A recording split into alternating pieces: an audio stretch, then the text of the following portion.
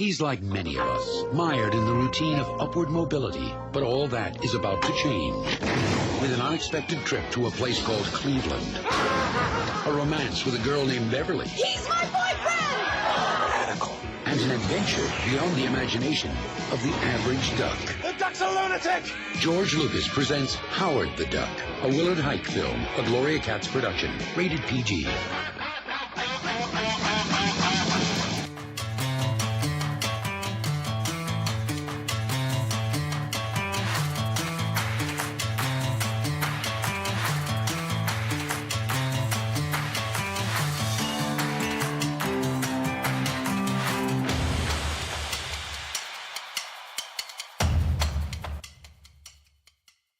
Hello and welcome to episode 36 of We'll Review It Our Shelves, the podcast where we review the movies on our shelves.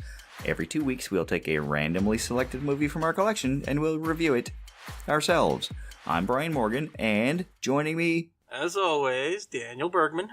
Yay! Or, I'm sorry, I didn't do that right. Yay. And there was much rejoice. They were forced to eat Robin's minstrels. We haven't done that in a while.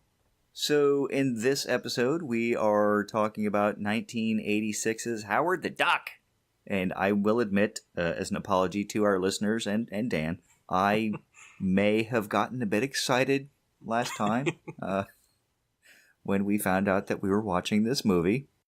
We are going to cut straight to the how this got on my shelf because we don't have any listener feedback from the Ghostbusters episode. Again, I encourage listeners to leave some feedback. We like that. Yeah, I'm kind of surprised, just considering some of the rabbit holes that we go down that we haven't even got any haters.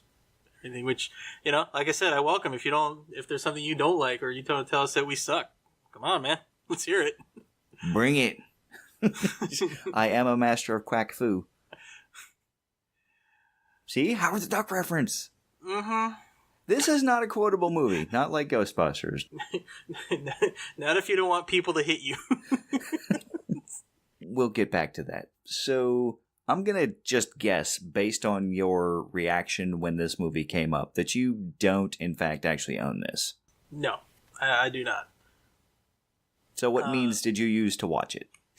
That streaming service that we try not to mention. The one in South America? Big River? Yeah, that one. I own this movie, and I will say I have loved this movie for a very long time. I remember watching it on HBO when I was babysitting my cousins. They were about 10 years younger than me, so my uncle would have me come to the house and babysit. He had the Showtime and the HBO, and I would watch whatever was on late at night while I waited for my uncle to come home. And I remember seeing this movie a bunch of times. I remember renting it from National Video, the local video service or video rental store in my hometown. I will stop and watch this movie if I'm channel surfing. It's one of the best movies ever made. I love this movie. Okay, it's not one of the best movies ever made. Is it the greatest movie ever? It never was. But I didn't own it on DVD, and it was one of those things where I just happened to be walking through a store, and I don't know if it was one of those old sort of used movie stores or whatnot, but they had Howard the Duck playing. I was like, oh my god, is that on DVD? I might need to own that. And I looked around the store, and they didn't have it, shockingly. So I went to, ironically, Amazon, and discovered that it was in fact available on DVD. And as soon as I saw it, I looked at Christy and said, I'm ordering this. And she said, why? I said, because I'm ordering it. Click. And it came 3 days later. It was very exciting. So that's how I got it. Nice. And it's been on my shelf and avoided by everyone else in my house ever since. We watched it when we got it. Opened it up and threw it in the DVD player because my kids had never seen it. And at the end of it, not their exact words, but I think they were kind of looking at it going, what did I just watch? I'm with mommy. This movie's not that good. So I am alone in my home representing the minority of people who love this movie. And, to that I say good for you. Because, I have my share of movies that I like that people shake their heads at. And I think you've shaken your heads at a couple of movies that I've named.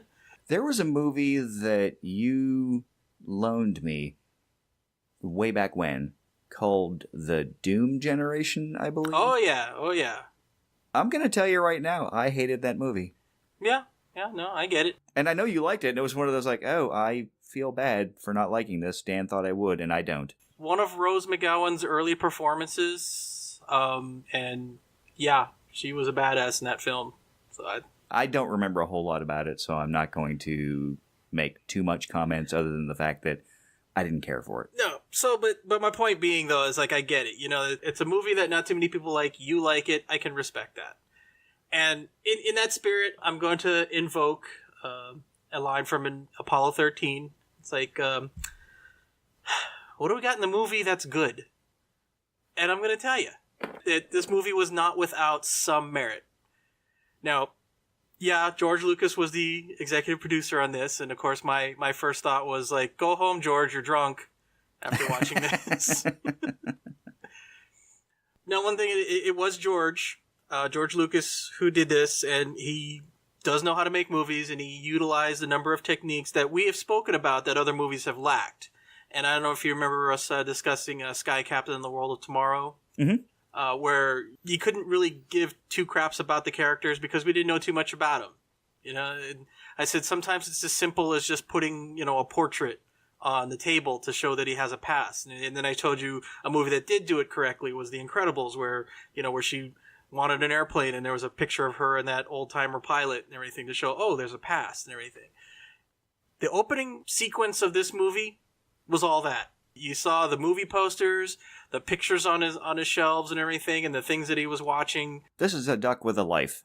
It's a duck with a life. He has interests. It's like, yeah, a lot of it was just jokes. The Indiana was Breeders of the Lost Stork. Yeah, but I'm trying to think of what was the name. It was like something Drake.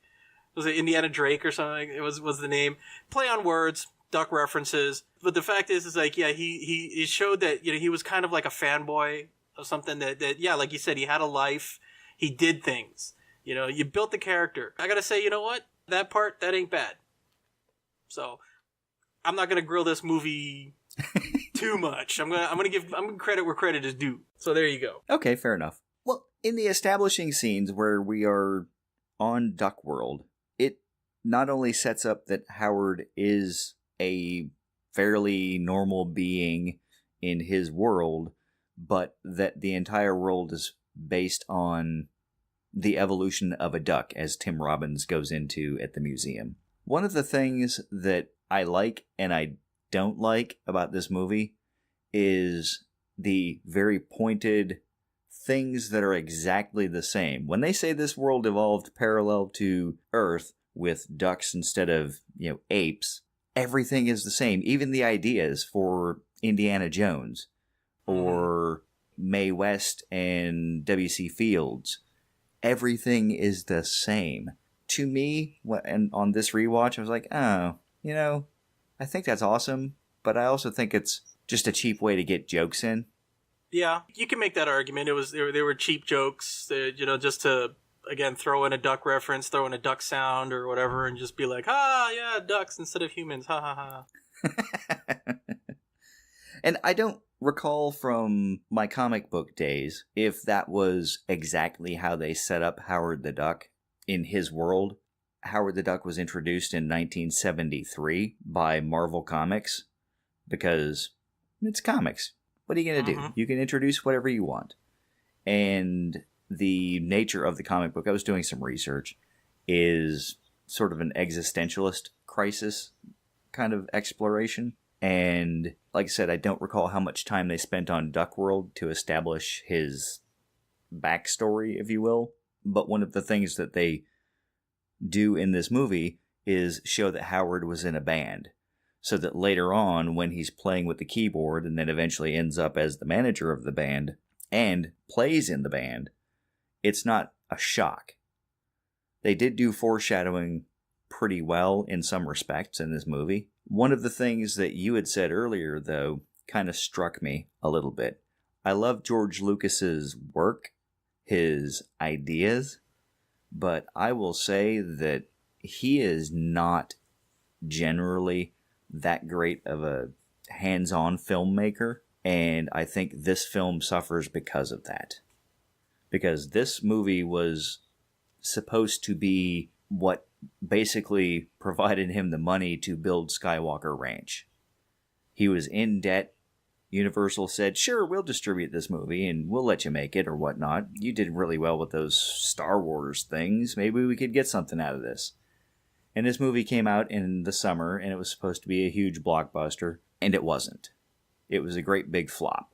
But if you look at the movies that George Lucas has specifically made, and I love Star Wars to death, but if you look at the very first Star Wars movie, it's not exactly grand cinema. It was fun. It was different in a way that a lot of movies at the time were not. It was very good with the special effects, and Lucas knows how to capture the imagination. I grant him that. But the dialogue was a bit stilted, and a lot of it was stolen from other things. Stolen, paying homage. It's in the interpretation. Well, there's that. But then you go to the prequels, and he directed all three of those, and while they made a ton of money because they're Star Wars, and how could they not, they weren't exactly, again, high art. They were fun. They did what they were meant to do, which was entertain me for a little bit, but they get a lot of crap. So, again, I love George Lucas. I respect his body of work, but I also recognize that he's the kind of artistic creator that needs to be reined in a little bit, needs to understand the limitations of what he's doing, or have someone steer it in such a way as to go, okay, let's nail this down a little bit more so we can get a little more meat on the bone. Mm-hmm. Comes up with great ideas. And this movie was something that he had always wanted to do. So I applaud him for having the tenacity to stand behind Howard the Duck and say, I'm making this movie because I love it. The thing with George, in my opinion, that he is a master of potential. Now, Star Wars, I guess, if you could say Episode 4, New Hope, I guess it can be argued that that was a fluke. He had the parts. Like you said, he doesn't have the mastery of constructing a really good movie and everything. And, he got lucky. And it really took off. He handed the parts for Empire Strikes Back to another director, Irvin Kershner. And you had, for lack of a better way to describe it, a masterpiece. Yeah, much better movie. Jedi, really good, but not as good and everything. It basically, if you want to look at George Lucas's body of work, it's like he keeps getting parts for, a Corvette Stingray, but when he puts it together, you get a Toyota Corolla. You're like, oh, it still works. It's still got wheels and it still does things, but it's not a Stingray. These aren't the parts for it. It's like you had this great potential and you kind of. Like I said, they were there. The parts were there. And like you were saying, it seemed like the parallel between the Duck World and Human World was just too similar, and it just seemed like a bunch of cheap jokes. But, you had the potential, because in the opening sequence when Howard was flying through space, there was a 2001 reference. He passed what looked like the monolith. That could have been your explanation as to why everything was the same, because it wasn't, across the map, it was across dimensions, and that's why everything happened the same, because they say sometimes a parallel dimension is the same as everything else except for one small detail or something like that. Well, then there you go. You could have used that. It's a big detail. Yeah, it's a big detail, but, important nonetheless. But it was there. You had the parts. You had the ability. You had potential. I mean, it's the same thing I was thinking with the Dark Overlords. The makeup effects that Jeffrey Jones was in. It's like that was showing a lot of potential. I was like, ooh, what's underneath all that? What's this creature, this shape that he spoke of and everything? And really, I remember just thinking back, like the first time I saw this, which was in the theater, which, I don't know, that tells you how long ago that was since I last saw it. Because I don't think I ever watched it after I saw it in the theater. I saw it in the theater, didn't like it. And I think this is like the second time I've seen it, is watching it for this podcast. Kind of weird. Wow. Yeah. But it's like, I remember then, I'm just thinking, it's like, oh, I hope it's like an H.P. Lovecraft type creature, it's like some Cthulhu, type creature underneath and everything. And I was really kind of disappointed that oh, here's this puppet that kind of, it didn't really scare me. He was limited to the special effects of the age. Yeah. You know what was funny, though, was watching it this time around and having other movie references to compare it. The Dark Overlord reminded me a lot of Reggie from Men in Black, which was the first alien, the illegal immigrant. Mm-hmm. Kind of looked similar. I'm just like, I wonder. Yeah, okay, I'll buy that. Are they related? Perhaps. Perhaps. So, going back for just a minute, and then we'll come back to the alien look and the special effects. One of the things that you had touched on was the parallel dimensions, and everything is the same except for one minor little detail. Mm-hmm. Duck World has 2 moons. That's a little bit more than a minor detail. So, it's just one of those things where if you're going to make it the same, then it should have 1 moon. Unless, much the same way that the twin sons of Tatooine are setting in Star Wars, it is merely a happenstance of the environment. You did know that the twin sons of Tatooine in that shot, there was no special effects involved. It was just an optical illusion, and they just rolled with it. I had not known that. Interesting. Yeah, it was supposed to be a single sun planet, I guess. But when they saw 2 moons in the film, they said, oh crap, it's now a binary star system. Interesting. Serendipitous. Yes. Well, I mean, if the internet is to be believed, and Abraham Lincoln told me that I can believe everything that's on the internet, and he wouldn't tell a lie. True. But moving it forward to Prinicpal Rooney and the Dark Overlord. Sorry. Every time I see that guy, I think Prinicpal Rooney, or I think, hey, it's the guy from Howard the Duck. When I watch Howard the Duck, I think Prinicpal Rooney. When I watch anything else, I think, hey, it's, the Dark Overlord of the universe. It's funny how we look at different faces and personalities, because I look at him and I think the shipyard master in Hunt for Red October. Yes, he was. And a lot of people forget about that. Yeah. I had forgotten about it until you just mentioned it, but I didn't know it. But going back to the special effects, one of the things that this thing did do really well, like you said, is the makeup for his transformation. One of the things that George Lucas had in mind for Howard was for him to be CGI. And he couldn't do it because that technology just didn't exist at the time. So Howard ended up being a combination of about 12 different actors and animatronic puppets. And while they were shooting the film, from what I could gather, again, based on my research, the duck didn't say anything. Whether it was the actor inside or the animatronic duck, the other actors were just delivering their lines to the person or the thing that was there, and then they dubbed in all the lines later. Wow. So, from an acting standpoint, that's got to be awkward. Slightly, you'd think, yeah. And that might explain some of the awkwardness in the movie of people talking to him. I didn't detect awkwardness in that. There was awkwardness in other scenes, but I don't think in the conversation-wise. I think, considering that I really didn't notice that, I guess it did a pretty decent job at that. See? Props to the movie. Again, it's George. He still built the car while he was drunk, so.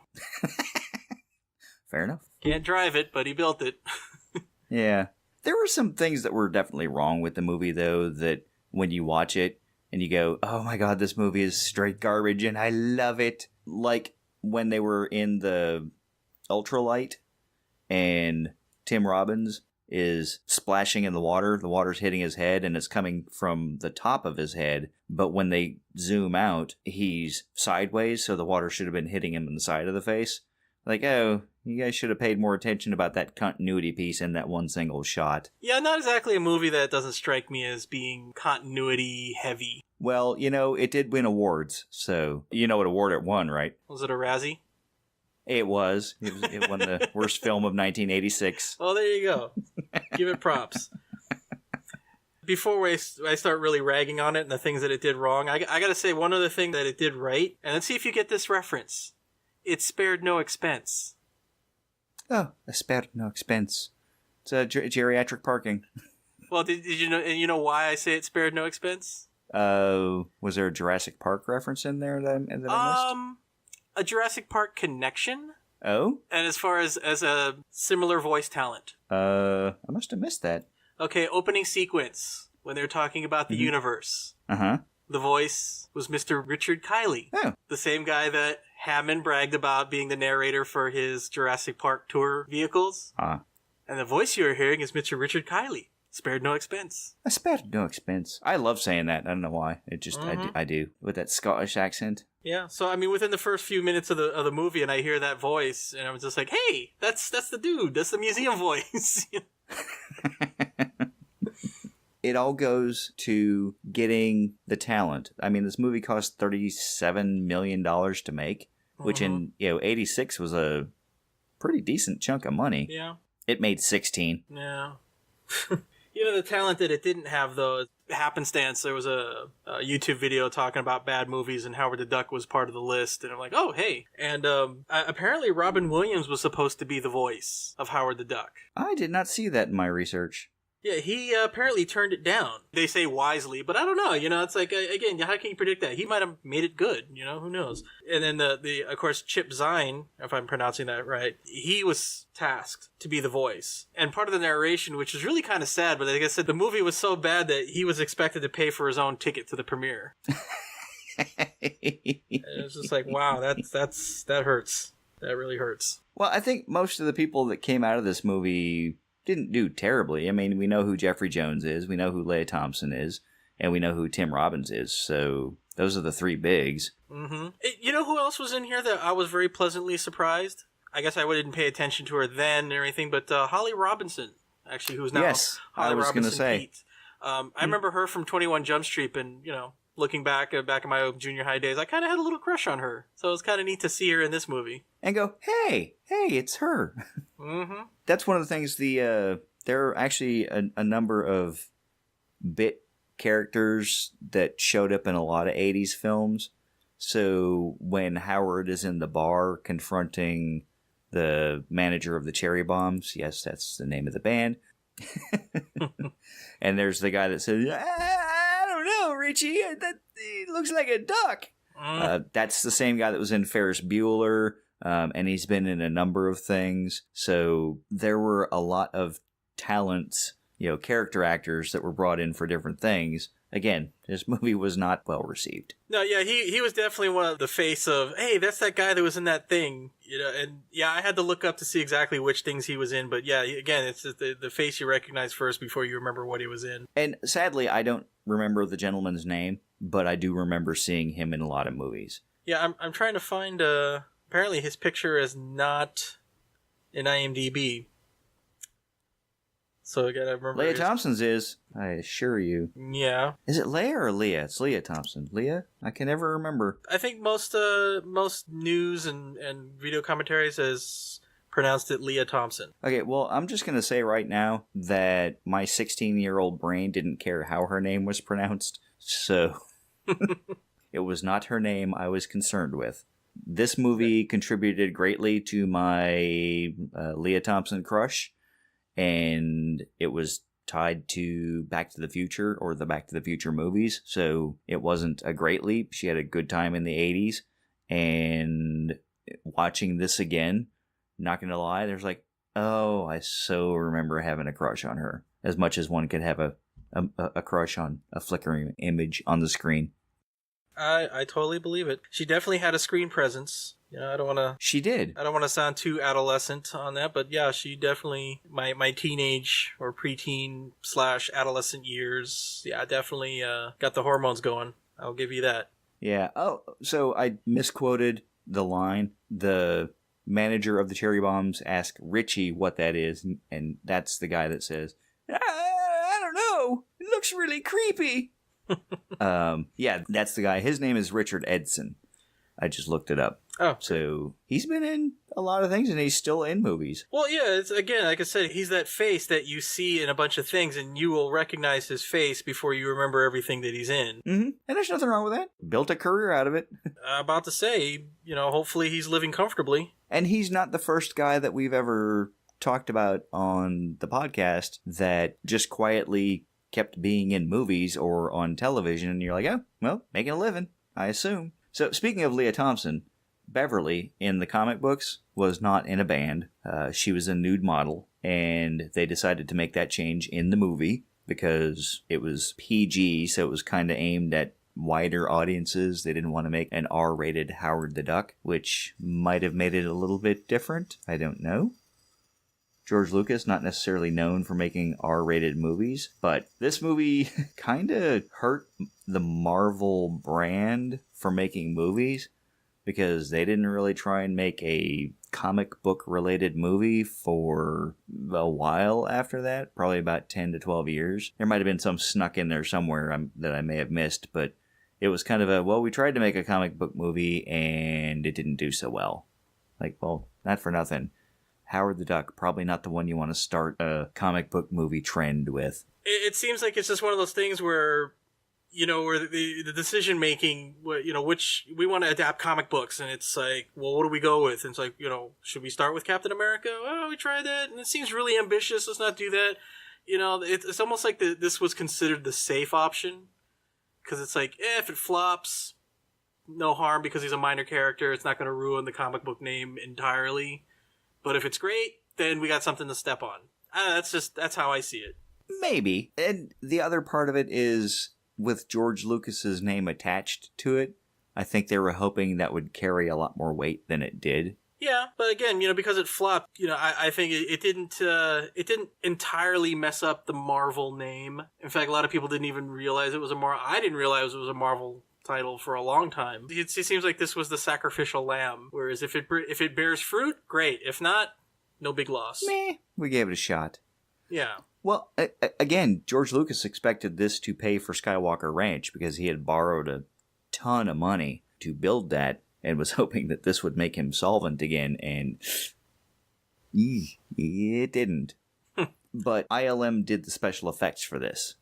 So going back to the makeup and the force lightning that the Dark Overlords project, the special effects for this movie were actually not too bad. Howard the Duck notwithstanding, we can, just not look at that. But when the transformation is complete and Prinicpal Rooney becomes the Dark Overlord, or the Dark Overlord is released from Prinicpal Rooney, aside from the stop motion puppeteering, which wasn't terrible, force lightning, the almost disintegration of Leah Thompson and Tim Robbins' character, that was good stuff. It wasn't garbage. It was just the rest of the movie surrounding it was not that great. Yeah, I'm going to agree that it's not terrible. It was just really dated for the movie. You've seen other movies of that era do it better. So I think that's why it kind of came out as a little low budget, because this movie, it didn't seem like this movie was trying to be low budget. Like you said, I mean, Lucas wanted this to pay for his property, and so it's not like he said, we know this is going to be a terrible movie and this is what we're going for. And maybe if he'd done that, it would have been a better movie, but I mean, this was a movie that kind of took itself more seriously than it needed to. And the campy special effects, while, either time appropriate or genre appropriate, would have been great, but in a movie like this, I think that's what really brought it down. So yeah, I agree. Those were not bad special effects. They were just out of place. Well, I wonder, though, if they were going for sort of a more comic booky look for the special effects, in the sense that to that point in time, there was a mindset that comic books were just fluff. There was nothing to be gained from them. They were just mindless entertainment. And when you look at, we'll use Batman 66 as an example, the old socko, pow, bang, biff, all that kind of stuff. I wonder if they were going for a contemporary version of that sort of thing, if you catch what I'm saying. I hear what you're saying, and I don't think that's what they were trying for in this movie. I honestly don't, because they had, again, the potential. There's a lot of places where they could have put that and given us the feeling that that's what they were going for, but I never got that sense. Okay. I just got the sense that they were trying to make, I don't want to say a serious movie, but I mean, serious in the sense that, okay, this is a sci-fi comedy and we're going to do it right. But they were going for something, a Marvel Cinematic Universe with a bit of humor. Didn't quite make it. I mean, instead of Howard the Duck, they were going for Guardians of the Galaxy. Right, which Howard appears in Guardians of the Galaxy. Yeah, and Howard, I think if you had a good Howard the Duck, you would have had Rocket the Raccoon. But you didn't. You had Howard the Duck. Rocket had to come in Guardians of the Galaxy. Does that make sense? Yeah, and I think that had this movie waited another 10 years, to be made, the technology would have existed to do Howard the way George Lucas wanted to in CGI. And I think that might have made a little bit of difference in the feel of the movie, because at various points in the film, Howard's head is either wide enough to fit another human head inside, or it's narrow because they're using the animatronic version of Howard.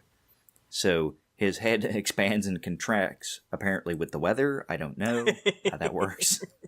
He's a duck. They do that.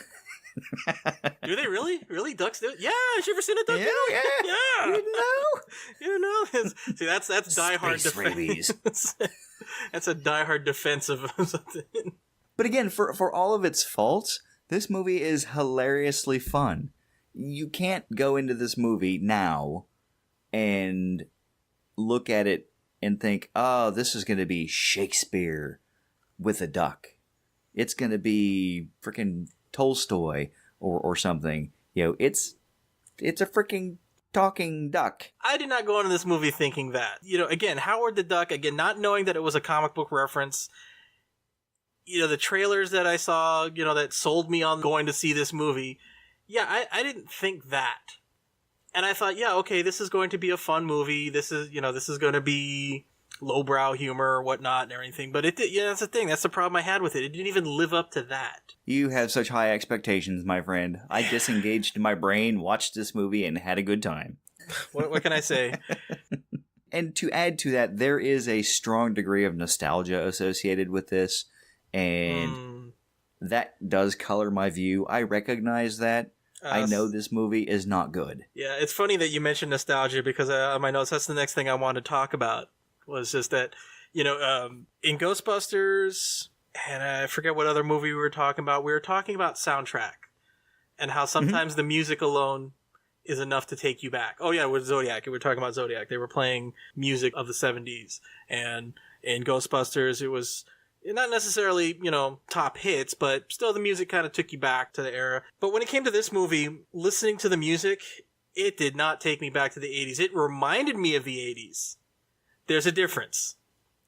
I agree. It said, oh yeah, that's kind of an 80s sound and everything, but pardon me for sounding really harsh, but it was just like, yeah, it's like finding a pile of trash and saying, yeah, that came from the 80s. Did not take me back. With the pile of trash. Wow. George Lucas worked really hard on this movie, and you're just dogging on it. Not on the music, okay? The music was just, yeah, there's a reason why the cherry bombs weren't taken off, okay? Their music sucked, okay? That's why they were heavy. What do you mean they weren't taken off? They weren't taken off because they had a bad manager who was stealing from them and trying to get Beverly into bed with him. When Howard took over, they had a fantastic concert. They had a light show. They had a little miniature guitar that Howard could play. They had a theme song. They had a hook. They had a fantastic crowd. Howard the Duck. Oh my God. Ain't no way to conceal it. I never would have brought that up if you were going to say. Catchy and fantastic, and I can't believe you're dogging on it like that. Yeah, believe it. And he writes the song in the middle of the movie. You get the hook. You get the which is the theme for Howard. It's a song that he was working on in high school when he was in the band, which again goes back to the pictures that we saw. We know that Howard has a history on Duck World, that he was in a band. Okay. It's not shocking.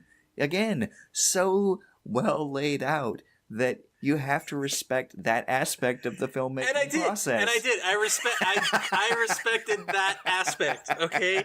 I respected that there was foreshadowing. I respected that they gave him a history and everything like that. I did not respect the music he produced. It was the 80s. There was all kinds of music being made. It was a time of exploration.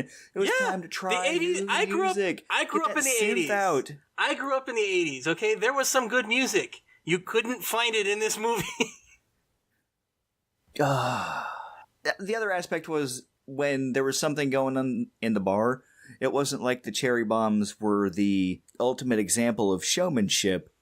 They didn't follow the fundamental tenet of keep playing, no matter what's going on in the bar, keep playing. It's like, whatever, just stop, just There's something going on out there. They're not even paying attention to us. Like, no, you got to keep playing.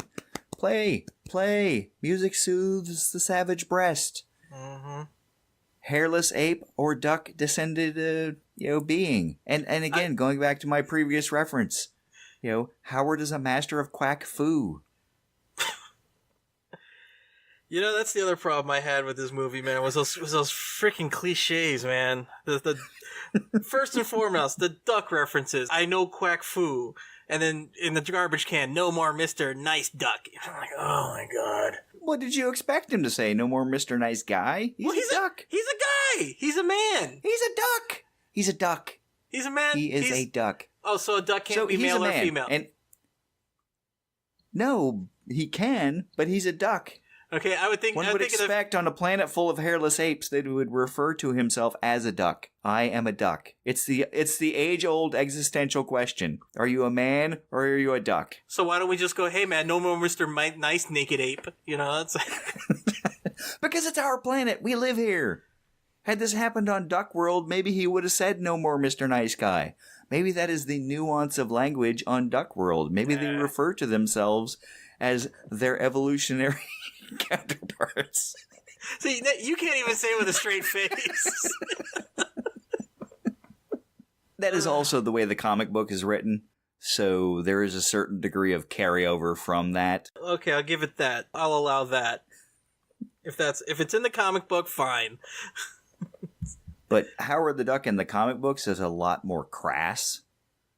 He is antisocial in a way that the Howard in this movie is not. Mm-hmm. And every time I watch this movie, I think of what I know about Howard the Duck from the comic books, which, as I'd said earlier, not a whole lot. He's not really my bag, if you will. So the Dark Overlords of the universe are actually drawn from the comic book, but they are from the Nexus of Other Worlds, which is, strangely enough, in the Everglades, not in Cleveland, which... Going back to what I'd said originally about this movie not being terribly quotable, one of the things that I did take away from this movie, whenever I speak of Cleveland, I always say it that way, and it usually just sails right over people's heads, but it's just the way I refer to Cleveland. Can't help it. It's like I'm programmed. Okay. I don't know where this came from or where it's going. It came from nowhere. It's going nowhere. What I was really trying to talk about was the Dark Overlords of the universe. Prinicpal Rooney was possessed by. Oh, okay. And they actually come out of Florida, not Cleveland. Oh. Yeah, a lot of scary things come out of Florida. The Everglades. They're like gators. Nah, actually, that's actually the picturesque part of Florida, really, by comparison. But we won't go in that rabbit hole. I'd rather not. You don't like Florida? Have you been to Florida? Yeah. When I was young. I just remember the only thing I really didn't like about it was the heat and humidity, but other than that, the scenery was really nice. There was some nice people that I met at the time, but that was back in the late 70s, so. That was a good long time ago. Yeah. You're kind of old. Yeah, kind of. So, kind of getting back to the cliches that I had issues with. Yeah, again, I'm going to pick apart this movie because that's what I do. I will defend it with all of my might. Okay. And this one, you cannot blame or give credit to the comic book or anything. The use of the Donald Duck noise. With Tim Robbins? No. That Howard would make occasionally at some point. While he was walking down the street, he made the noise. When the first night he spent in Leah Thompson's apartment, he kind of made that noise while like a little duck snore. Seemed a little forced. Oh, well, they did have conversations with the Disney lawyers based on a look and feel kind of thing. Like, hey, we're going to do this. Is that okay? They spent a lot of time having that back and forth with them, according to the internets of things. There's a documentary on the DVD that shows how Howard came to be a film, and they also discussed it in there. So there. Okay. They got permission to use it. Oh, good for them. It's funny kind of looking through my notes, too. It's like, I forgot before I stopped with the positives. There was one big positive that I have to say that this film contained. This whole movie was a big positive. The one positive thing that I found in this movie is the implication that Howard's planet teaches evolution. Because the scene when they're in the museum and then Tim Robbins is going, just imagine instead of, evolution where man ascended from apes, or I think he incorrectly used the word monkeys, but, we came from monkeys, you guys came from ducks. And he goes, this is your big theory? I mean, every kid in Duck World or whatever he said every kid knows this. And I was like, do they? Wow, that's fantastic. Yay! Ducks are educated. All right. So I'll give props to that. Maybe the ducks should be in charge. Maybe they know something we don't. Can't screw it up any worse than we did. Fair enough. Fair enough. Give it to the ducks. So, speaking of Tim Robbins' character, again, this was very early in his career. Ham alert. Ham alert. Yeah. Howard, can you burn through this piece of steel with some kind of eye laser? Such a nod to the comic books and that whole weird thing that comic book characters can do. Where is Superman's laser generator? Why does he get heat vision out of his eyeballs? How does that work? His retinas are so reflective that the light that he gathers in his eyes bounce around in there, gather up energy as more comes in, and he just redirects them right out. Okay, how does Cyclops form a concussive blast of energy from his eyeballs? Genetics. He's a mutant. Oh, well, okay then. Here we go. All right, I thought I was doing really good with the Superman thing. My question is, how the hell does Superman shave? Oh, he aims his heat vision at a mirror and burns the hair off. Because have you not seen that before? I saw the scene in Superman Returns, and it made perfect sense to me when he came in injured and they tried to start an IV on him, and of course the needles wouldn't penetrate. Okay, yeah, because he's Superman. His clothes, supposedly, that were made from the blanket, at least in comic book lore, that he was wrapped in. One, how did his mother cut his clothes are bulletproof. So how did his mother cut the blanket to make the Superman outfit? If that's the case, again, what razor is strong enough to cut his hair that he stays clean shaven? In Superman 4, they were able to cut his hair with bolt cutters. Not that I'm implying that he uses bolt cutters to shave, because that's just awkward. But apparently his hair can be cut if you have a sufficiently strong enough device. So maybe there's a weakness in his hair. I don't know. Unless there's some Kryptonian razor blade in there or something like that. It's like, can you imagine packing the capsule and his father puts in the razor blade? Like, honey, he's an infant. Here's all the things you're going to need this or later on. Trust me on this one line. Earth ain't got nothing that's going to be able to make you look clean. Yeah. Maybe he molts. I mean, Howard molted. Yeah, Howard's a duck. He did leave feathers in Beverly's bed. Mm-hmm. Which really brought up a big thing, and I didn't know how I was going to segue into that. I thought at some point I would just have to jump into it, but thank you for the segue. Is that whole scene in bed? Okay, one, that was funny. I'm not saying it wasn't. Okay, but one, okay. I was thinking it was just kind of that made me make my eyes roll, where he was flirty at first, but then when she started responding and said, you know what, I'm going to go for this. And then all of a sudden he's like the timid, oh no, I can't. It's like, what? This is going to bring problems. Or it's like, what happened? It's like, she called his bluff. He was kidding. She called his bluff. Well, but I was just thinking, how far was that going to go? And hey, this is me. I like weird stuff or anything. I would watch that.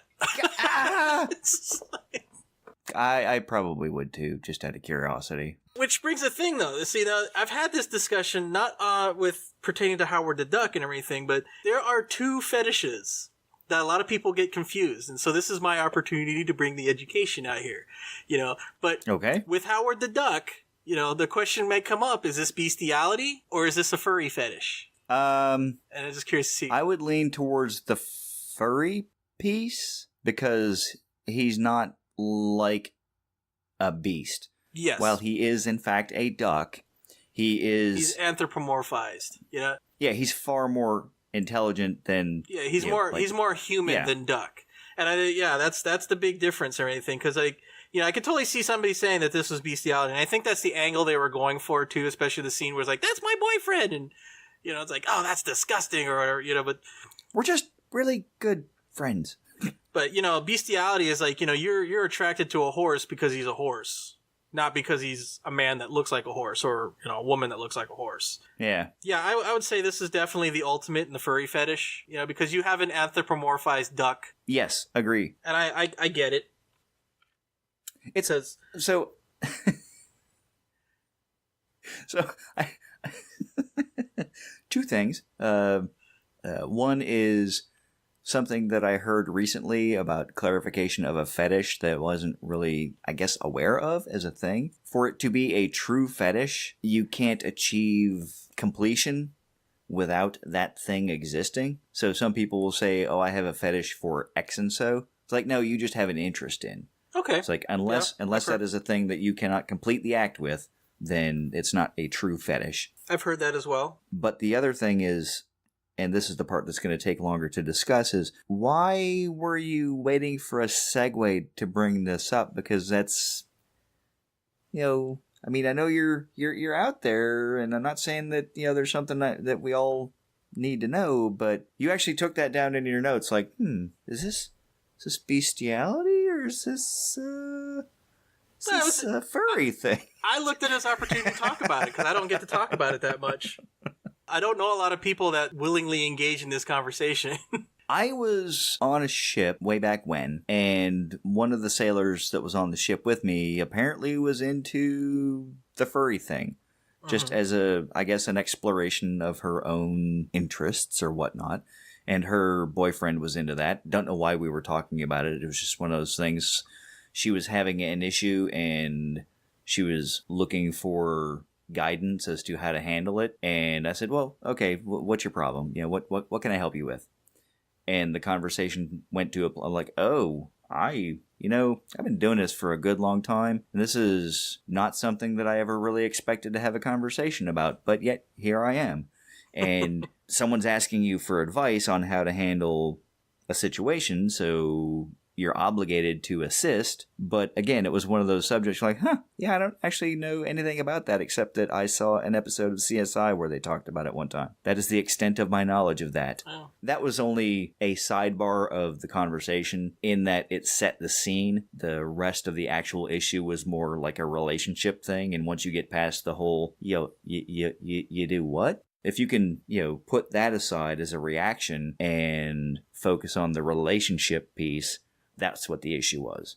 So I have always tried, I'm not going to say that I've successfully done it all of the time, but I've always tried to be accepting of other people's interests in the sense that, like, I'm not going to judge you for it. Like, oh, okay, that's a thing that people are into. I'm not sure that I would like it, but it doesn't even sound exciting. But hey, you have a good time. You do you. Yeah, so I have actually had sideways a conversation related to that, and probably more than I think a lot of other people have. Not you. I think you would have that conversation. And I think that you and I could have that conversation. I've had that conversation with a number of people because, like I said, I'm more accepting of diversity and new ideas and everything. And actually, when I first heard about the furries, that really sparked my interest because it just was like, wow, that thing is just so different. And, it's still people, I mean, it's like I said, I mean, when I heard about bestiality, I'm like, yeah, not for me. Definitely not for me. It's just, but, when it's the whole furry thing, it's like, yeah, it's still people and it's an act, So I like I said, so watching Howard the Duck this second time around, I'm like, yeah, hell yeah, I'd watch that. I mean, again, I would just out of curiosity, but I will say I'm glad they didn't do that. Well, like you said, this had to be a PG movie, Somewhere there's Howard the Duck, the adult edit. But at the same time, though, in the first 2 minutes, you had the duck that actually had mammalian breasts in the bathtub. Again, I don't understand how that evolved. I don't either. I really can't think of something about why that would be. Yeah. And they had Play Duck, but okay, in the interest of full disclosure, VHS cassettes are notoriously hard to pause, and when they pause, they do not show the entire scene perfectly unless you have the right equipment. But let's just say that I know a certain someone who decades ago, when watching this rented, did try to pause at the Lady Duck in the bathtub scene. And his results? Yeah, there's usually a little bit of a squiggle. It's a lot easier on DVD. Just throwing that out there. Yeah, good for him. Like, oh my god, those are duck boobs.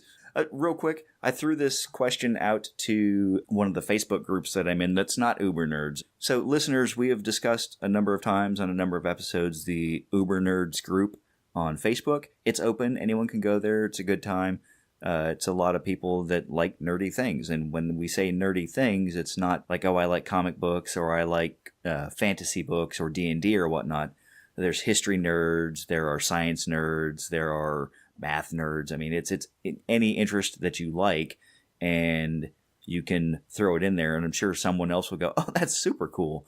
That's neat. That's interesting. So when I posed this question, I suspected that I would gather positive responses from the people in Uber Nerds, so I posed it to a different group where I was just kind of throwing a wider net to see what kind of a reaction I got. And I just said, hey, how do you feel about the 1986 movie Howard the Duck? And the results were overall positive. Most people liked this movie. Some people said, oh, it's straight garbage, and I watched it once. I can't ever watch it again. Some people were like, I love to hate that movie, or it's so bad it's good, which again is completely understandable. But someone actually took a freeze frame of the female duck in the bathtub and said, one of my favorite scenes in the whole movie. Like, okay, there's that.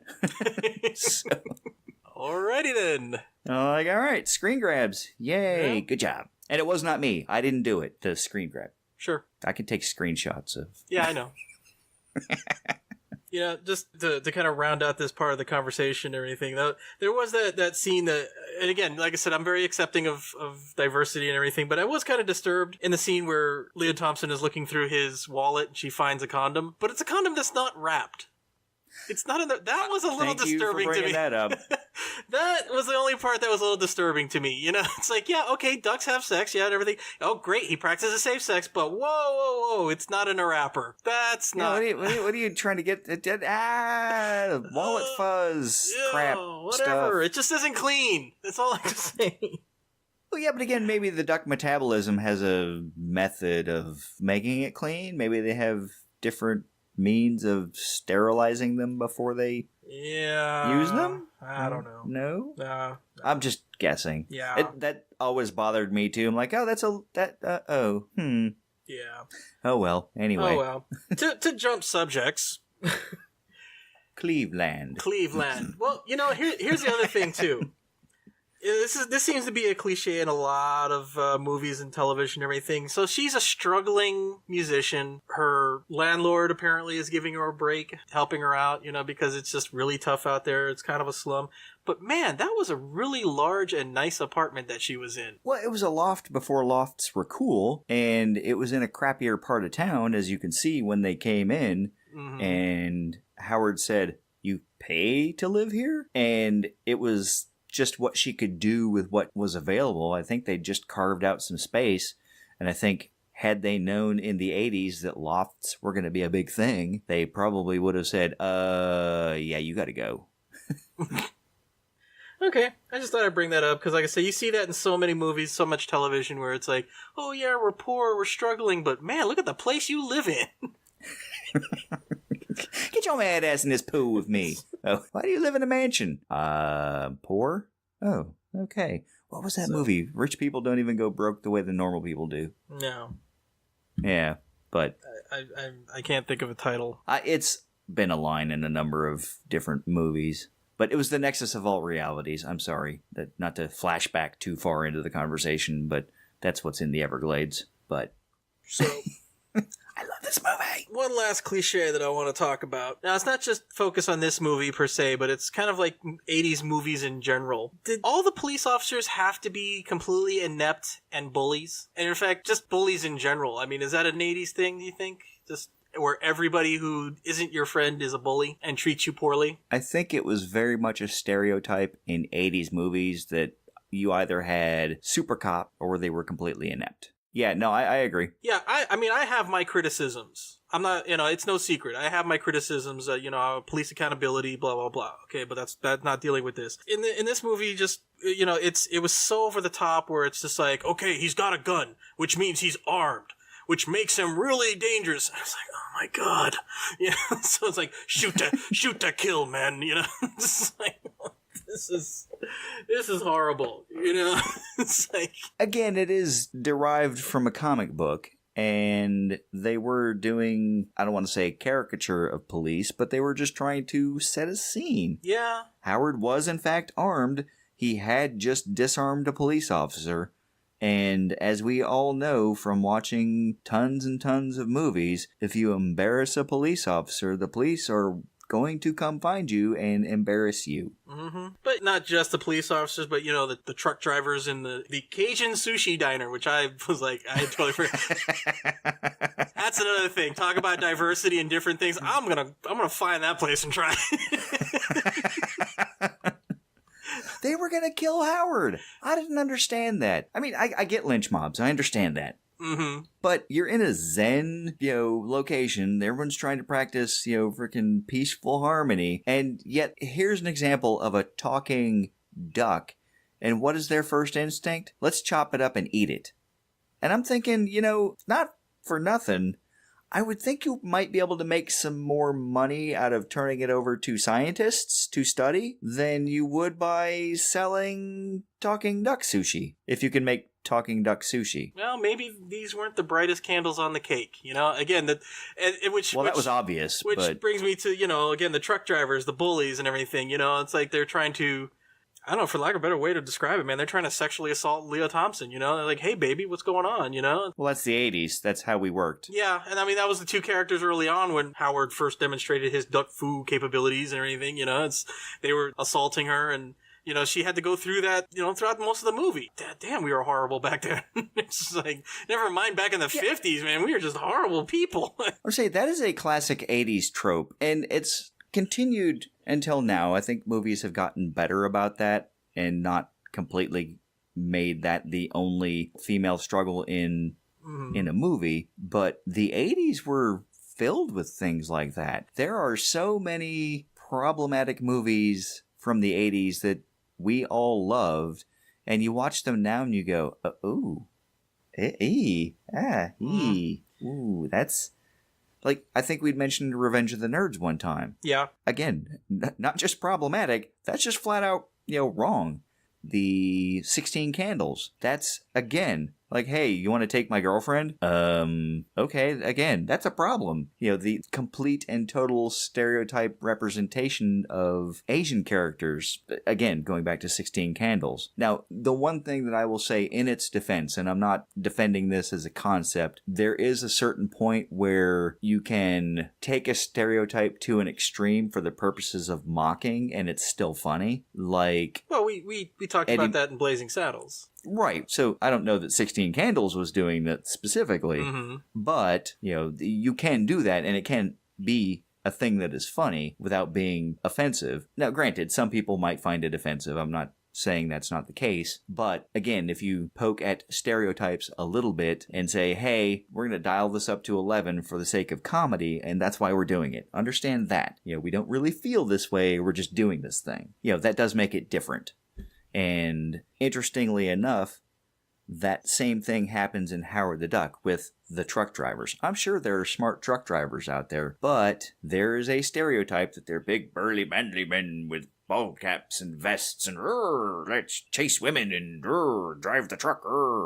And that's what you get in this movie. Mm-hmm. So, I don't know, were there any characters that were not white in this movie? I mean, Holly Robinson, we talked about her, the girls in Cherry Bomb, but I don't think there was anybody else that was... I want to say there was a black couple in the restaurant. Well, the chef at the restaurant was Asian as well. Yeah, they were Asians and everything. Yeah, but no, there were black patrons in the restaurant. And I think that was pretty much it. But again, going back to the 80s, there's a certain aspect of if you weren't straight and white, you weren't a lead. Mm-hmm. There was also a black guy on the bus who was yelling, "That's a duck! That's a duck!" Again, stereotype. So I guess you could say in this movie, while not as problematic as other movies we've mentioned, still lacks a bit of diversity. Yes, and it also, again, plays to the stereotypes that we talked about earlier. Yeah. The Asian cook at the restaurant was very angry and yelling in Japanese and holding up the cleaver. Yeah, and just, again, being stereotypically Asian. You know, it's just that scene where the truck driver in the brown vest jacket, you know, he takes the key card and is like, oh, what is this? And he puts it in his pocket. Like, really? Seriously? Mr. You're just... Code Key. Yeah. You know, and you know, my history, that just would enrage me if somebody did it, you know, and I'm just thinking, it's like, yeah, man, that's pretty much your death sentence right there. You do that. You know, it's... You do know that's my property, right? I mean, that's my stuff. Yeah. You don't get to just steal my stuff. He did ask him if it was the key to the Duckmobile, though, which it didn't look anything like a key. Why would you think it's a key? Again, you know, he's just doing it to be an asshole. And like I said, my history with bullies, that would have been the last thing he did. So. Well, I'm really glad they got their comeuppance. Which brings my thought, you know, if this movie was done a little better, or maybe done by today's standards, MCU, a little bit darker maybe, that, you know, his comeuppance would be, yeah, it's like Dark Overlord would just disintegrate him on the spot. And you'd see it. Perhaps. You'd see him, you know, Principal Rooney picking up the code key out of a pile of ashes, you know, and shaking it a little like a sugar bag, you know, and just dust it off a little. Just knocking the dust off, like, yep, and we're good. Yep. Got what I need. But going back to Principal Rooney, I think that the only thing that really grossed me out in this movie was the part where he sticks his tongue out and puts it into the cigarette lighter of the truck. And there were comments online about how a lot of people were concerned about the Beverly and Howard bedroom scene as being too risque. And that didn't bother me. We've already discussed that. But the whole tongue thing is like, ah. But the special effect was awesome. It really was pretty cool. Like, okay. Well, I'm sorry to be the guy that has a problem with everything. Again, yeah, I get it. Lack of the special effects technology. But for being a creature, the Dark Overlord, for being so powerful, he didn't seem very adept in using that appendage. It almost looked like it, you know, it's somebody with a stick probing with it. You know, that's exactly what it probably was somebody, you know, the special effects guy holding it on a stick, you know, just probing around. It's like he just kind of like really hunted for that cigarette lighter, whereas, you know, you'd think somebody with a prehensile appendage like that, you know, would have been a little more articulate with it. Other than that, it did serve its purpose. It was kind of gross looking. The head puppet was kind of creepy looking because, you know, obviously, I don't know if you noticed that it was a head puppet. And it just kind of reminded me of that Large Marge scene from Pee-wee's Big Adventure. So, you believe that the articulated appendage, I was going to say tongue or whatever, but for all intents and purposes, tongue, that he stuck out, he should have been more adept at its use. Mm-hmm. But I would argue that he was not in his natural form, and in much the same way as Edgar in Men in Black was in an Edgar suit and did a few things that he would have to compensate for not being in his natural form. I can appreciate him being slightly awkward and trying to get that into the cigarette lighter. Okay, you make a good point. I will accept that. But because this movie rocks. Yeah, but when he was in his full Dark Overlord glory and he had to push the button to activate the laser, that same awkwardness was apparent. It's like he was hunting the button field before he came to the button to start the laser. Well, I don't know that the Dark Overlords use buttons in their dimension. So, you know, I mean, it's now you're just like, making excuses. Go home, Dark Overlord, you're drunk. Get him and push a damn button. So, speaking of going home, Dark Overlords, they use the laser spectrometer or the laser telescope or laser whatever, the MacGuffin in the movie, the thing they have to use. Yeah. And they look up and they see more Dark Overlords coming. Where did they go? Were they setting it up for a sequel?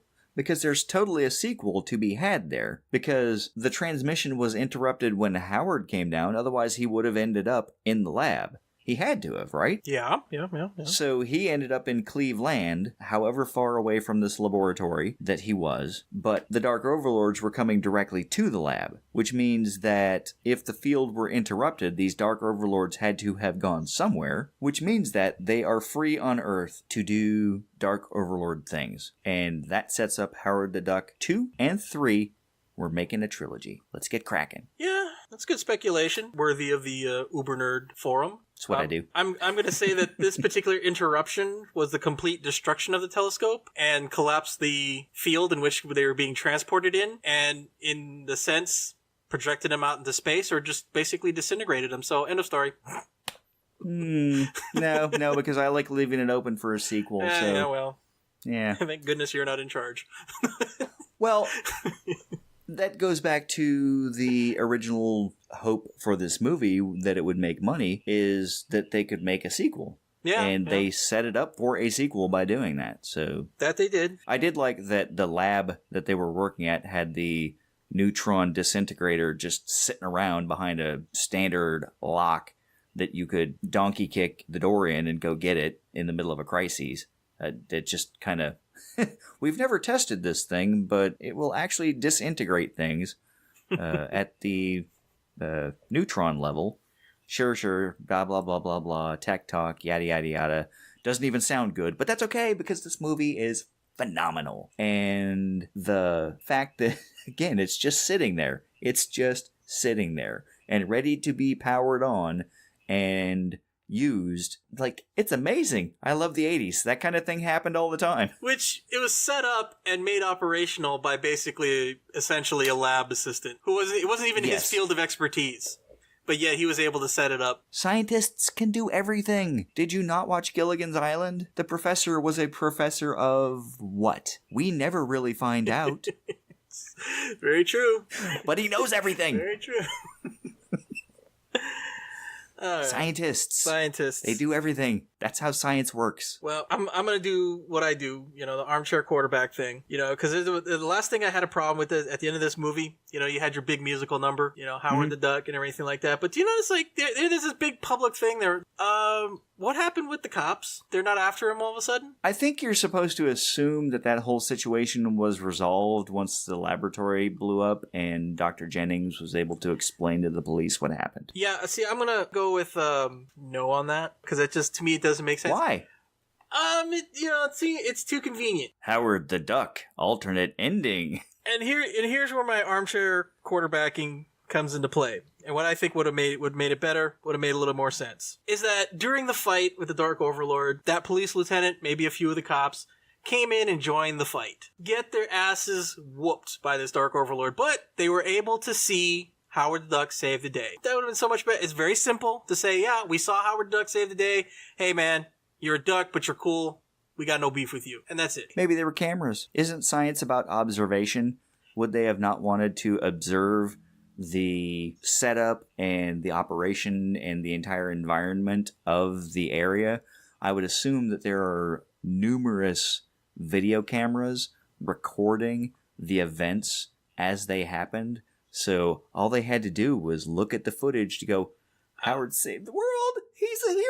We love him. But we're talking movie world here. The movie universe. It wasn't established anywhere that there were video cameras. Now I have to go frame by frame through the movie. See, now, if there were things and it said, like, yeah, we reviewed the video and saw that, we found a single feather, or that there was this that happened and this has caused the explosion, just some little simple thing that established that there's video cameras in the lab, then maybe I would have bought that. But they never established that. So, anyways, that's all I got to say about this movie. I'm going to go on record and say it's not entirely bad. I mean, this isn't The Mummy, the Dragon Emperor, or whatever that was. Well, this movie is on the top 50 worst movies of all time, that list that someone made, so I vehemently disagree with them. Well, I mean, there were certain parts that, like I said, did put a smile on my face. Like I said, I was happy that the ducks teach evolution. Leah Thompson definitely reawakened a lot of adolescent dreams and fantasies. It had Holly Robinson in it. I did like that Richard Kiley was the voice in the beginning. So in the beginning, there was Howard the Duck. And the 2001 reference, the monolith that he flew by. So, this movie's not entirely bad. I don't want anybody thinking that I got a problem with everything. Dan really did have a problem with everything, but he didn't want people to know. I'm kidding. Sorry. This movie is, again, it's not high drama. It's not high art. It is turn off brain and just have a good time. It's cheesy. It's cliche. The music, as you said, is of the 80s, but it's not a I'm drifting back in time to that magnificent music I used to listen to. It's just like, yep, that's totally music from the 80s. This is not the Wedding Singer soundtrack. Right. But again, for me, just watching this movie brings back such nostalgia, and it's such a good time. It's a romp. You just watch it and have a good time. I love this movie. I can't express how much fun I have watching this movie because it's just so bad it's good. And there's so few bad movies that push that right back around to where they're actually good fun. And this is one of those movies. And that's why I love it. Because it's an adventure. It's mindless fun. And sometimes we need mindless entertainment. Absolutely. Yeah, I don't need all of my movies to have some deep meaning and substance. Sometimes I just want to see flashy lights on the screen and see things happen and Leah Thompson in her panties. I'm just saying. Yeah. Well, I'm glad you feel that way. Just keep that in mind. I don't know what that means. Should I be scared? No, not at all. I'm just saying that's an admirable quality. Hang on to that. But all right. So, if you did own this, where would you put it? Right next to the Mummy. Which would be like right easily enough to take one finger and go, bloop, oh, it fell in the trash. I don't own it anymore. How about that? Yeah. That's sad. I'm sorry.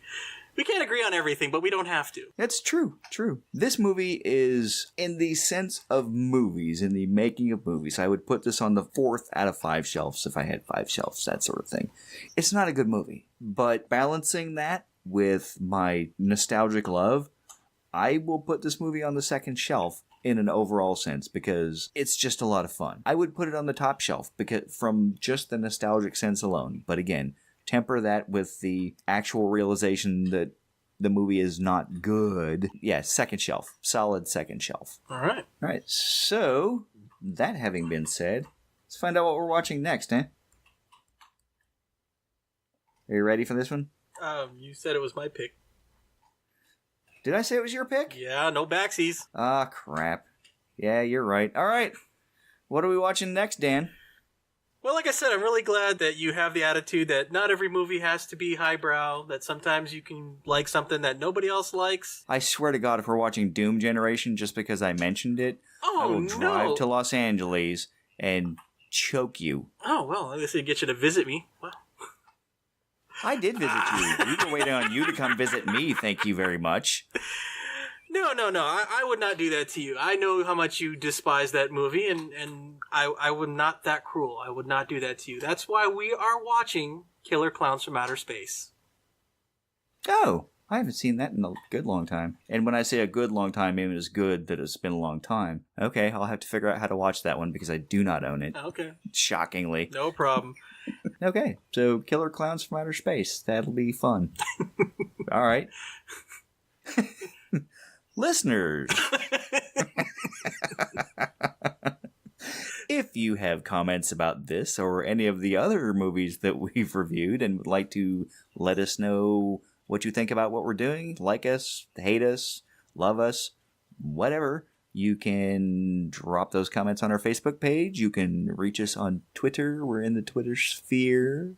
Or you can email us at wrios2016mr@gmail.com.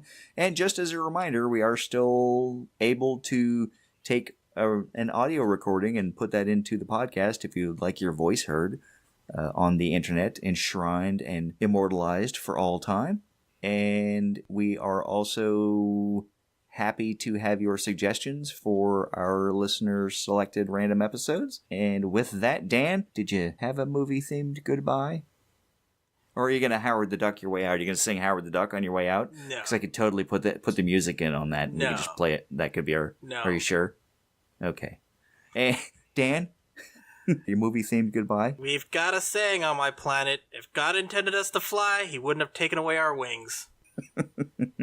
And with that, we will see you in 2 weeks with Killer Clowns from Outer Space.